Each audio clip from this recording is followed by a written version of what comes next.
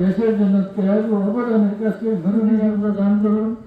আমাদের সমস্ত কর্ম প্রতিষ্ঠা হয়েছে 1996 সালে।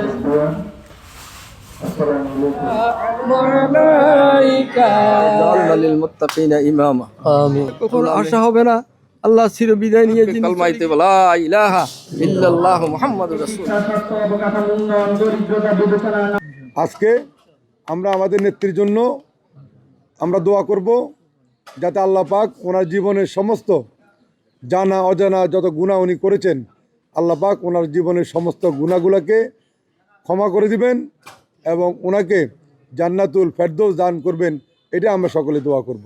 এই শোককে শক্তিতে রূপান্তরিত করে আগামী দিনে আমাদের মা আমাদের নেত্রী দেশনেত্রী বেগম খালেদা জিয়ার যে অসম্পূর্ণ উন্নয়নের কাজ তিনি যে বাংলাদেশ এদেশের মানুষকে উপহার দিতে চেয়েছিলেন, ইনশাল্লাহ আমরা সকল মিলে ঐক্যবদ্ধভাবে সেই বাংলাদেশ আগামী দিনে তারেক রহমানের নেতৃত্বে আমরা এই দেশের মানুষকে আমরা উপহার দেব।